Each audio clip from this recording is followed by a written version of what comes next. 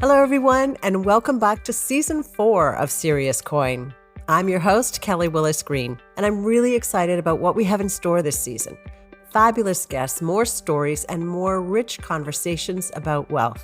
And if you've listened before, you probably know that my goal for this podcast has always been to be a catalyst for meaningful money conversations and to help wealth holders be more intentional about how we think about our money, how we spend it, invest it, and how we give it away.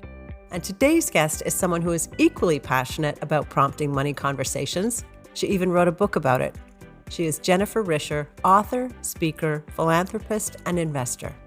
Jen and her husband David first met as Microsoft employees back in 1991. A few years later, their stock options would be worth several $1 million. Then, in 1997, David took a job as a senior executive, employee number 37 at Amazon. By their early 30s, Jen and David had many millions of dollars with no preparation in how to handle it. Jen wrote about their experience in her book, We Need to Talk, a memoir about wealth. Now, I read the book a couple of times and I loved it. I was struck by not only how well she articulated the experience of coming into money, but how so many of her feelings mirrored my own. And it begs the question, does life-changing money actually change your life? And that is the subject of our conversation today. Jen and I also talked about the money messages she received growing up and at Microsoft, and how those messages challenged her actual experience of wealth. She spoke openly about how she felt her very identity and even her closest relationships were at stake as she adjusted to her new circumstances. Today's episode is just part one of our conversation. In part two, which will air next week, we talk about Jen's emergence and maturity as an investor and philanthropist. But first, have a listen as Jen tells the story of what it was like coming into money and what led her to write the book. So I got really lucky. When I was 25, I joined Microsoft, and it was there that I met my husband, David. We were both standing in line at orientation, started to talk, and we also had stock. My stock ended up being worth, hundreds of thousands of dollars. David's stock was worth millions, which was crazy. Then 6 years after we first met in orientation, we were married. We were expecting our first child, and David wanted to take a job at a small startup. He's always been really interested in books and technology, and this was going to be selling books on the internet. And so he became the 37th employee of Amazon.com before the company went public. And suddenly, not only were we parents, but we had really more money than we could wrap our heads around, which of course was amazing in many respects, but it was also really strange. And I think that's what led you to write the book, wasn't it? It was getting comfortable with the money. Yes. And it was your own kind of therapy, wasn't it? It really was a lot of therapy. And I didn't really realize it at the time because, first of all, just the shock of something that you expect to be nothing but positive, feeling very different than what we imagine or what we see in movies. There were so many times I thought, oh, what would I do if I had $1 million? And in that fantasy, I would I'd just continue to work as usual. And you have all these ideas, and then suddenly it becomes your reality. And I think the biggest shock really was, I'm just still me. Mm-hmm. I still make mistakes. My feelings get hurt. I have limitations. I haven't suddenly become this kind of glamorous person, or I am not more sophisticated or smarter or clever or whatever I expected to subconsciously expected to have happen. And then there was this other added strangeness of these questions that suddenly I was asking myself, what are we going to do now? How is my life going to change? Is it going to change? Do I feel different? No, I'm still the same person. But then what are we going to do about raising kids? I was worried about spoiling our kids. And then I was worried about people looking at me differently. Were friends looking at me differently than they had been before? And what about my family and my brother? And how do I start doing philanthropy? It's not just writing a check. And so there were all these questions and fears and issues that came up. And so I started to look around for a book. Okay, what do I read? How am I going to figure this out? And this was in the early 1990s, and the book A Millionaire Next Door was kind of popular. I remember reading that. I loved that book. I loved it too, because it was really the only book out there that really talked about me and people like me. And it was like such a revelation to people, like, wow, these people have $1 million. They're just driving that old beat up Honda and they're living next door, and they're just like kind of these normal people kind of flying under the radar. And I realized, we learn so much from each other's stories. Mm-hmm. And I wanted to hear other people's stories. And so that's when I thought, maybe I'll just write my story and share it. And I think the best way to sort of describe that process is to tell you the titles the book was as I was kind of writing it. I started out writing The Embarrassment of Riches because it felt embarrassing. I didn't want anyone to know. I kept things hidden. Then it became The Tiniest Violin. I didn't want to sound like I was complaining. I wasn't complaining. I just wanted to shine a light on the emotional realities I was facing, internal struggles. My identity was at stake. My relationships were kind of coming into question. So I wanted to really focus on that. And yet I wasn't complaining. This is kind of the tiniest violin. Then it became, it's not about the money, because it felt very personal. It felt just me, my life. It really wasn't about the money per se. Confessions of a Rich Woman. Then The Last Taboo, and it was the last taboo for a long time as I was writing. And then What We Don't Talk About When We Don't Talk About Money. They're all good. Thank you.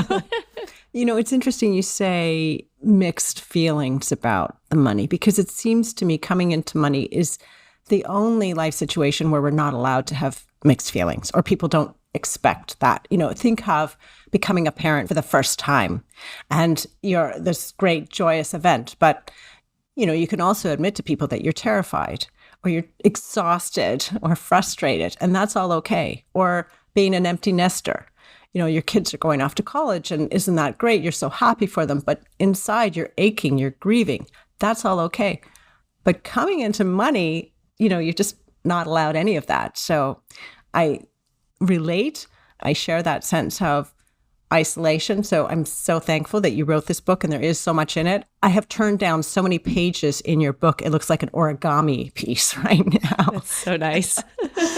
Just the thoughts and observations that you made. I was like, was she inside my head at times? But a more articulate version of me. Well, I want to pick up on those two examples that you gave, being a new parent. And now I'm not only an empty nester, but I've reached this new stage that no one talks about when your kids are then out of college and all the structure's gone. There's no spring break. There's no automatic holiday break. So those things are real. I do love that you've shared how they're kind of good and bad, and there's so much complexity there. And you can talk about it. I mean, one of the things that was amazing to me is when I had this new baby, my heart had opened. I joined a mother's group, and we got to talk about what it was like, all the emotions, right? Mm-hmm. The stress of not getting your baby to sleep through the night. And I bonded with all these women. We could talk about it all because we were sharing the experience, and we could talk about the highs and the lows and the goods and the bads. And hearing other people talk about it is really informative. It helps normalize it. It helps validate your own experiences, acknowledges all those complex emotions. And in fact, I was part of a mother's group at the same time that suddenly David had joined Amazon, and we had this new wealth. And in my mother's group, I felt so connected and seen and understood. And I was, part of a bigger community because I had so many peers in that space. And that in this other space, there really was silence because we don't talk about money, and we certainly don't even touch on complaining about having a lot of it. So there was no one to share that with. Similarly, a lot of my friends are going through the empty nesting and kids going off. And that's, again, another space where we have so many peers. And although there are peers out there, there's just not an obvious way to get together and discuss, which is why I applaud you for doing this podcast, because this is wonderful information that so many people are seeking and want to know about and want to hear about, and we learn from each other. Absolutely. Thank you. And we are on the same path about that. And I think you're a little further along the journey in terms of becoming comfortable with your money. So I guess I want to ask for myself and for people listening, How long did it take you to get comfortable? And what was most helpful for you in the process? Well, just like you said, the goods and the bads. I'm still not comfortable. Really? I'm more comfortable. I have a lot of discomfort. I also have more comfort. So I don't think there's ever, well, at least not for me yet, a moment where I feel like, oh yeah, all situations I feel 100% comfortable with my money, with talking about it, with every situation that arises, with comments that people make, with questions they ask. No, I think there's a lot of discomfort around it still. So know that. And I'm not sure that I even expect comfort ever, because it's a tricky topic. It's emotionally loaded. We all bring something to it. We all have our own stories that we're working through, our own emotions that we're working through. And then you come into contact with someone else who has another set of messy emotions. And that's where the real juice of life exists, right? Like this is where we can really kind of dive in and learn something new about ourselves and connect in new ways. And I think now that I'm kind of out and more comfortable, it's given me the opportunity to really step into my money and recognize its power and use it in ways that creates a world I want to live in. Jen alluded to the money stories that we all have, and most of us start to develop our beliefs and our narratives around money early in our childhood. Consciously or unconsciously, we absorb messages from our parents and our primary role models that will later impact our views and behavior with money as adults. Given Jen's discomfort with the wealth she acquired, I asked her what money messages she learned from her parents while she was growing up. Good question. My dad was in a family of 5. He was the oldest. And his father had dropped out of school in 8th grade to start working in a bank. He started as a bank teller. And when my dad was growing up, especially when he was really young, they didn't have much money. His mom was a 2nd grade teacher. She had left work to raise kids. So he remembers, rushing to the dinner table to get enough to eat. There were 5 of them. And so he really carried that worry of not having enough with him, and he still has it. He's 85. That was a dominant factor in my life. And my mother grew up kind of more upper middle class. Her parents had met in the University of Michigan, and her dad was a lawyer. At the time, women weren't expected to work, and he didn't allow his wife to work. So she was on the board at the hospital and, very capable, smart woman, but lived within the social norms and expected structures of that time.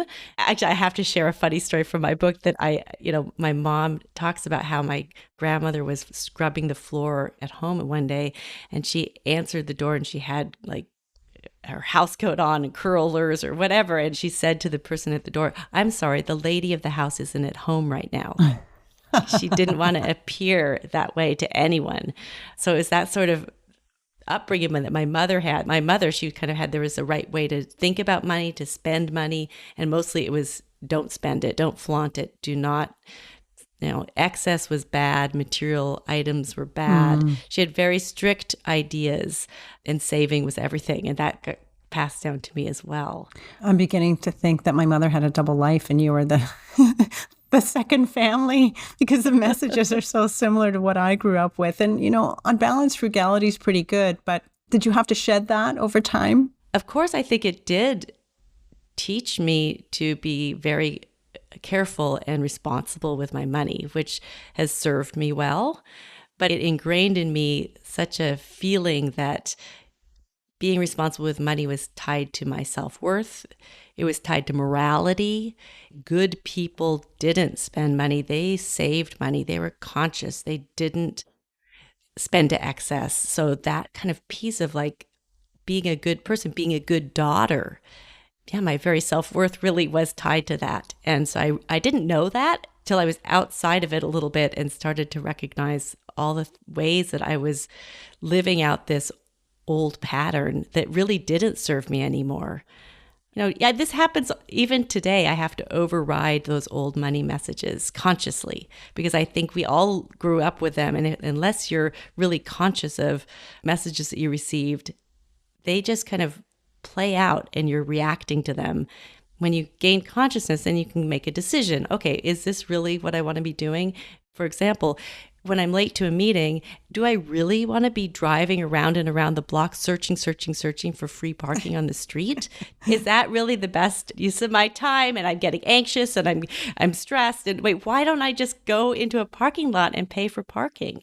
There's still a voice in me saying, no, you've got to be the one that finds the free parking spot. You can't just pay for parking. Yeah. So that's not really serving me anymore. I relate to that. I told someone the other day I have a paper clip on the zipper of my suitcase because the zipper itself has fallen off and I'm too cheap to buy a new suitcase. What about Microsoft when you were working there? Those must have been pretty heady days. You and David both had great jobs. You had plenty of stock options. You were around other very young, talented people. The company was on the rise.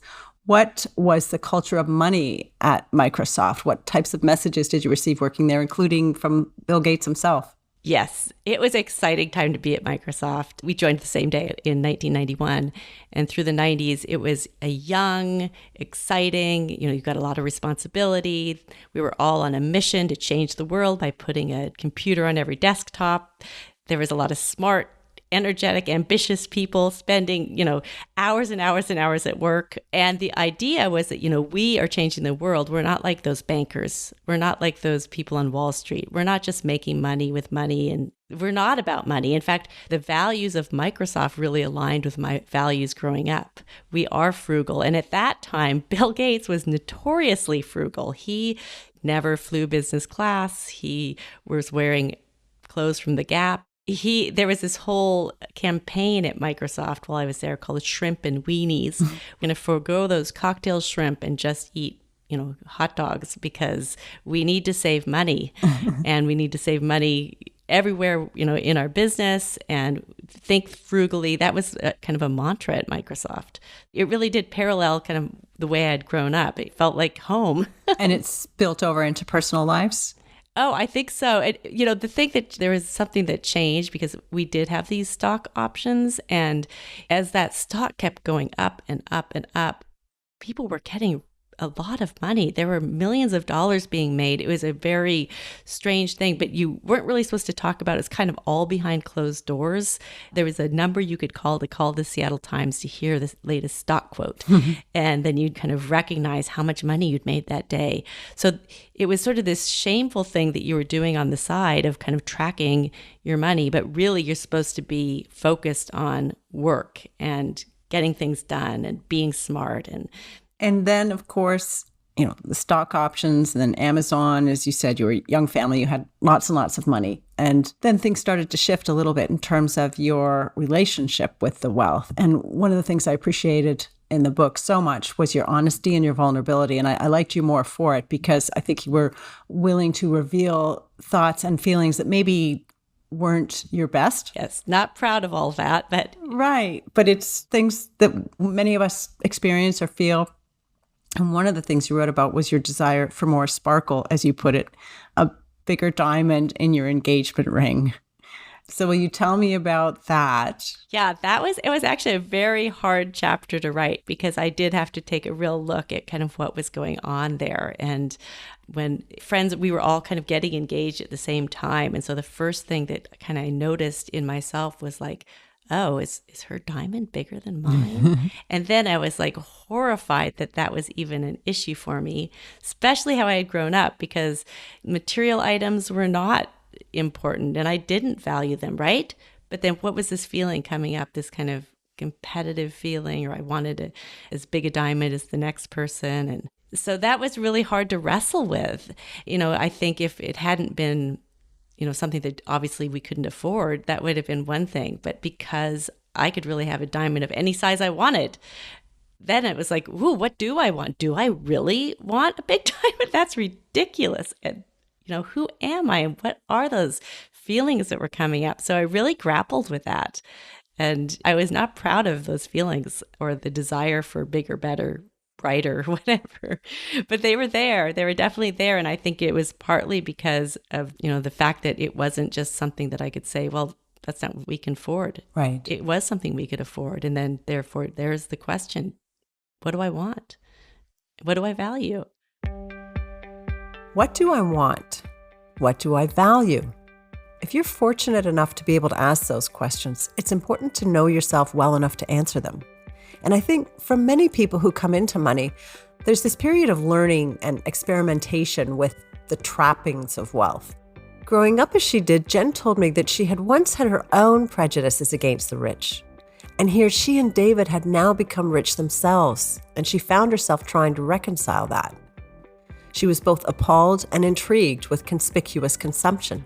And at one point, with David working 12-hour days while she stayed home to raise their 2 daughters, Jen wondered why they weren't taking more advantage of their good fortune.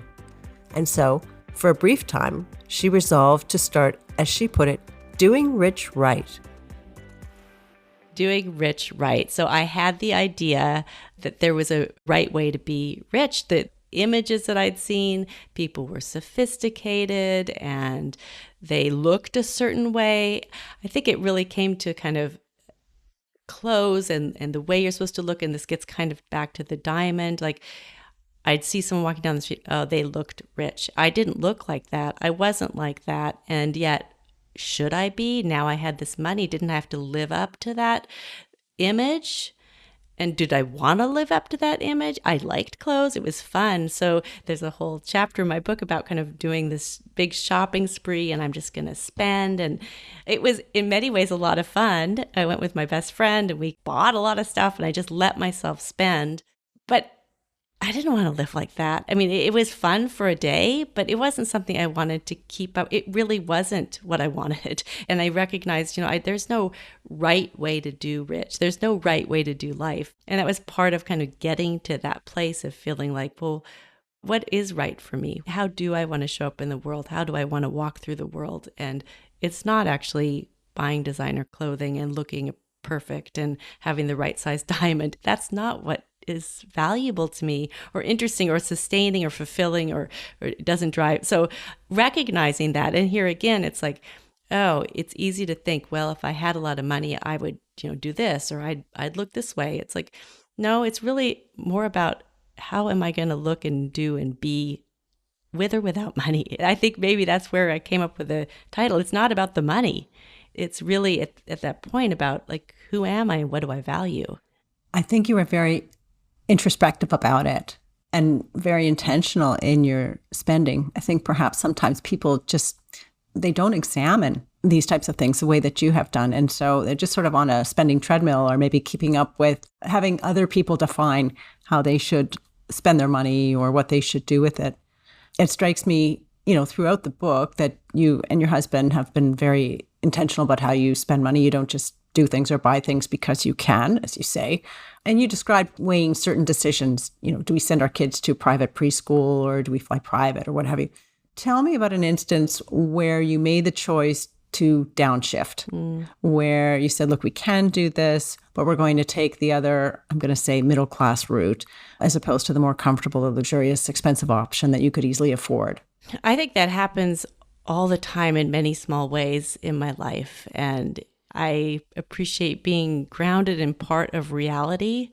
And so I think there's many times and places every single day that I just make that decision because I'm not, still thinking like, how do I live the biggest life I could live, or how do I spend the most, or how do I kind of try to measure up to some, that would be very fruitless and very exhausting to try to live up to some expectation or someone else's idea. Yeah. So it's, I'm almost not even aware of the places that I'm doing it because I'm just trying to live my own values every day.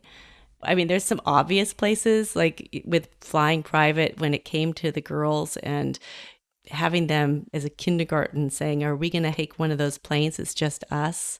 It's like, ooh, I want them to feel grounded too. And kind of, where do you draw that line? Then do you only fly economy or do you fly business? You have to figure out what feels right to you. Here's again, what's right for you. Flying private felt like a line crossed when it came to our kids and what they were experiencing, because you can tell your children, we're very lucky and this is fortunate and, not many people can do this, but if they're experiencing it, it is normal to them. And maybe that's okay. There's no right or wrong. So maybe it's okay, but for me, it didn't feel right.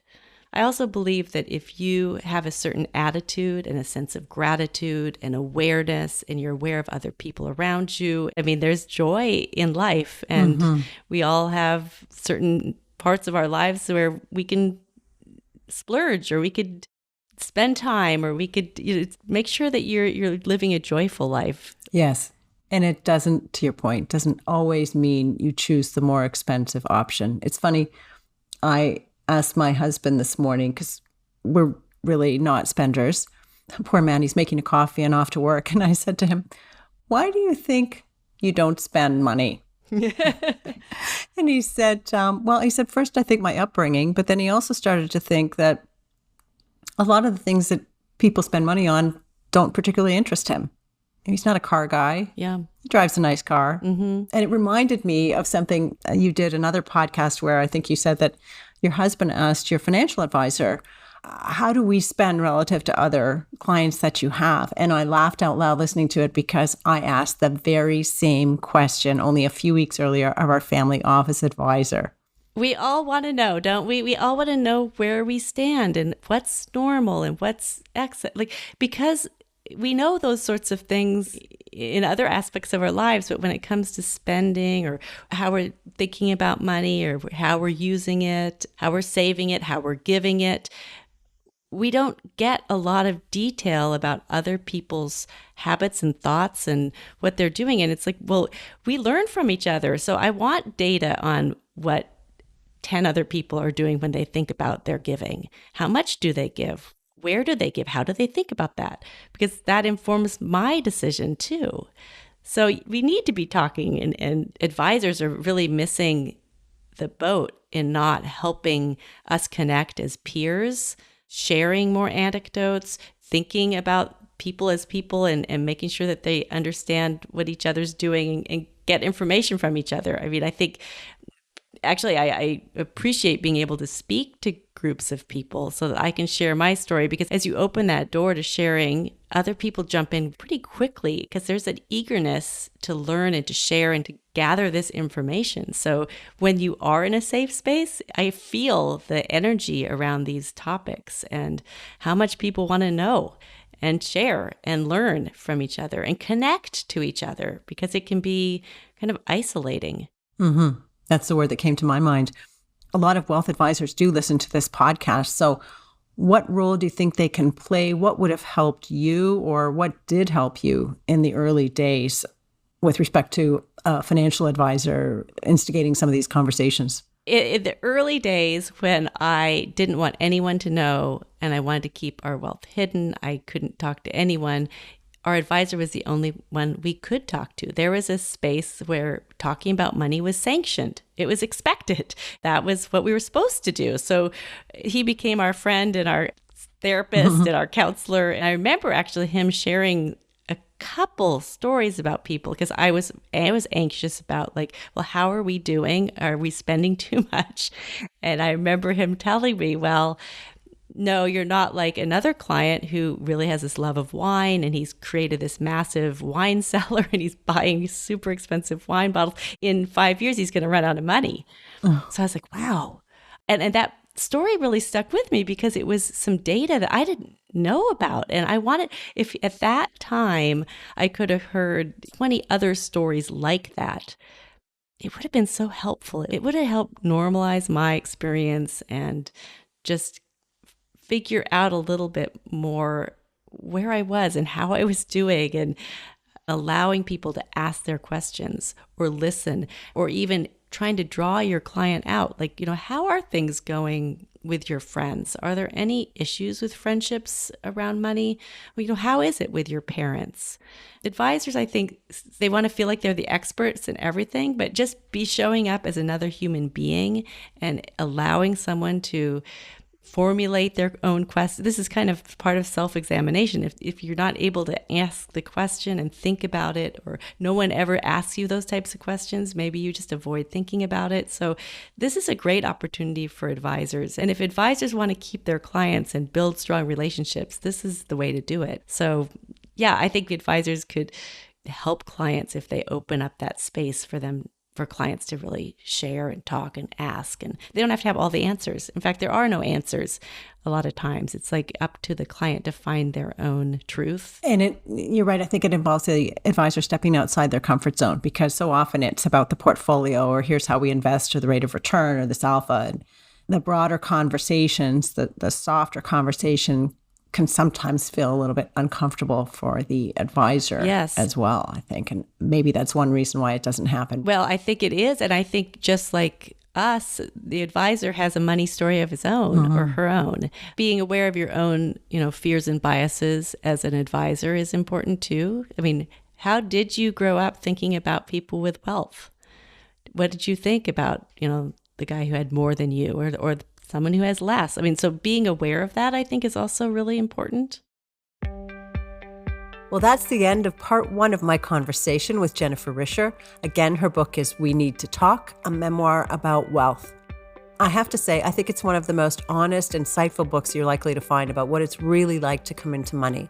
And I hope you'll come back next week when Jen and I talk about how she moved from a place of shame and discomfort around the money to a sense of purpose and power to use her wealth to fuel positive change. Better yet, make sure you're subscribed so you can get notified the moment it drops. And please, if you enjoyed the content, I'd love it if you would take a moment to leave us a review or a rating on whichever platform you're listening on. Thanks again for listening to Serious Coin. Serious Coin is provided for your general interest only, and nothing we discuss should be taken as investment, tax, legal, or other professional advice. Always talk to a licensed professional before you make any financial decisions.